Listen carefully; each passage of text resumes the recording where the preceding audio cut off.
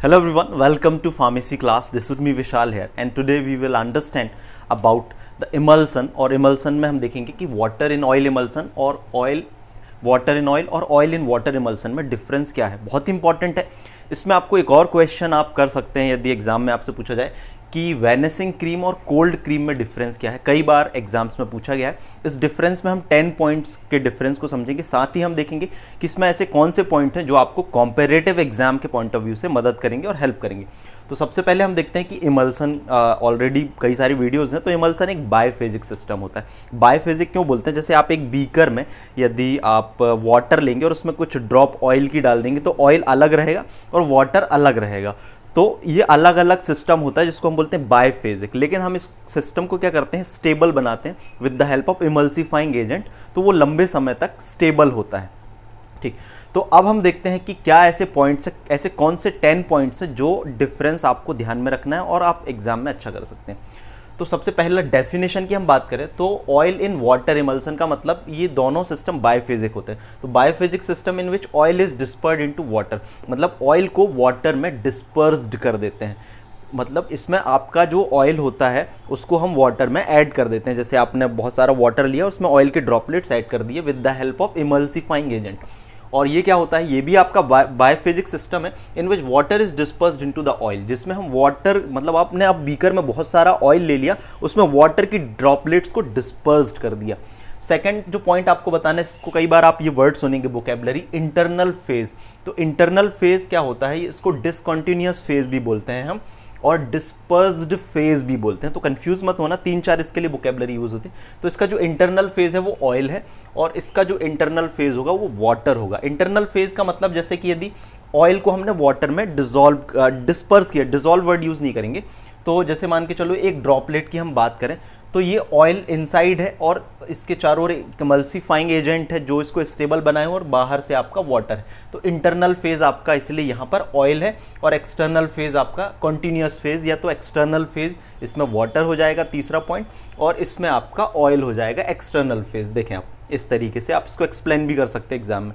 फिर नेक्स्ट जो important point है फोर्थ आपका सर्फेक्टेंट। सर्फेक्टेंट क्यों इंपॉर्टेंट है? जीपैट और कई सारे कॉम्पिटिटिव एग्जाम में इससे रिलेटेड क्वेश्चन पूछा जाता है। ऑयल इन वाटर मतलब वाटर की क्वांटिटी ज़्यादा है तो हाई HLB वैल्यू का सर्फेक्टेंट हम यूज़ करते हैं। तो ध्यान रखना, ऑयल इन वाटर, वाटर वाला फेज ज़्यादा है तो high HLB value. HLB value का मतलब क्या होता है कि होता है ये हाइड्रोफिलिक लिपोफिलिक बैलेंस होता है आपका। हाइड्रोफिलिक लिपोफिलिक का मतलब, हाई HLB का मतलब ये होता है कि उसमें हाइड्रोफिलिक मतलब वाटर सॉल्युबल मॉइटी और ग्रुप ज़्यादा होते हैं।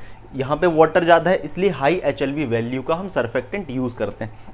कॉम्पिटिटिव एग्जाम्स में पूछा जाता है तो ध्यान रखना कि ऑयल एंड वाटर इमल्सन में आप कौन सा इमल्सन यूज़ करेंगे जिसकी हाई HLB वैल्यू होगी। इसमें कई बार एग्जाम्पल भी दे दिए जाते हैं, तो ध्यान में रखना ट्विन आपका, ये एक ऐसा ट्विन आपका एक सर्फेक्टेंट है जिसकी HLB वैल्यू ज़्यादा होती है और ये वाटर में ज़्यादातर सॉल्युबल होता है। और इसमें आपका लो HLB वैल्यू का हम सर्फेक्टेंट यूज़ करते हैं। एग्जाम्पल में आ जाएगा स्पान।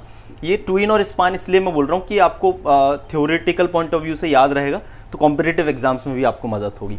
फिर नेचर की हम बात करते हैं तो जो ऑयल इन वाटर इमल्सन होता है वो कैसा नेचर का होता है आपका? नॉन ग्रीसी होता है, मतलब चिपचिपा नहीं होगा, ग्रीसी, नॉन ग्रीसी रहेगा और easy to remove, easily remove हो जाएगा। और आपका जो वाटर इन ऑयल इमल्सन है ये ग्रीसी होगा और नॉन इजी टू रिमूव। इसको आप इस तरीके से भी डिफरेंस को ध्यान में रखते जाएं। ये वैनिसिंग क्रीम का डिफरेंस हम पढ़ रहे हैं और ये आपका कोल्ड क्रीम का डिफरेंस, दोनों के पॉइंट्स आप सिमिलर रहेंगे। फिर यूज़ की हम बात करें तो जो ऑयल इन वाटर इमल्सन है ये एक्सटर्नली हम इसको यूज़ करते हैं और ये एक्सटर्नली हमको प्रोवाइड करता है कूलिंग। गर्मियों में हम लगाते हैं वैनिसिंग क्रीम तो कूलिंग के लिए लगाते हैं और लेयर उसकी पतली होती है, ऑयली नहीं होती। और ये prevent the evaporation of moisture, ठंडियों में मॉइस्चर को एवापोरेट नहीं होने देता आपका ये इमल्सन। तो ये एक्सटर्नल इसका यूज़ हो गया।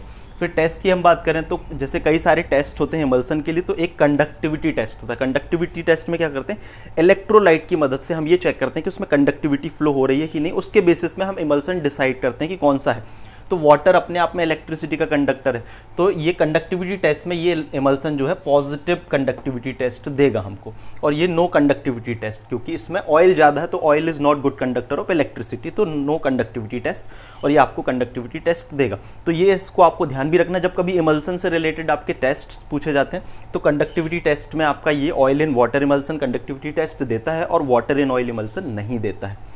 फिर नेक्स्ट कंटामिनेशन की बात करें तो कंटामिनेशन का मतलब होता है माइक्रोबियल इन्फ्लुएंस, तो माइक्रोब अटैक करेंगे कि नहीं, तो वाटर की क्वांटिटी ज़्यादा है तो more susceptible for the contamination. आपका ये जो इमल्सन है ऑयल एंड वाटर ज़्यादा ससेप्टेबल है आपके इंटरेक्शन के लिए। और हम बात करें वाटर इन ऑयल इमल्सन के लिए तो ये लेस ससेप्टेबल है, ऑयल में इजीली माइक्रोब्स अटैक नहीं करते। जैसे आपने देखा होगा पिकल्स जो अचार वगैरह रखते हैं ऑयल में रखते हैं और वो लंबे समय तक उनमें माइक्रोब अटैक नहीं करते। तो similar this happens in this emulsion system. Creaming की बात करें तो क्रीमिंग का मतलब क्या होता है कि ग्लोब्यूल्स का अपवर्ड जाना या तो डाउनवर्ड आना, वो क्रीमिंग कहलाती है।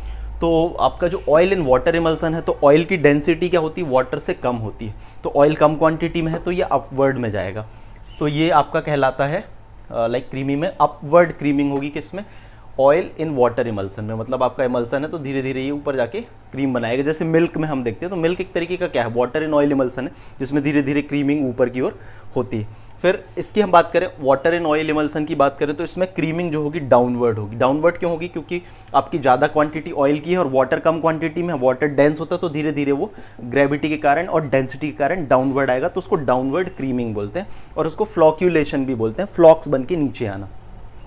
एग्जाम्पल की बात करें तो एग्जाम्पल इसमें आपका आ जाता है वेनिसिंग क्रीम और इसका एग्जाम्पल आ जाता है कोल्ड क्रीम।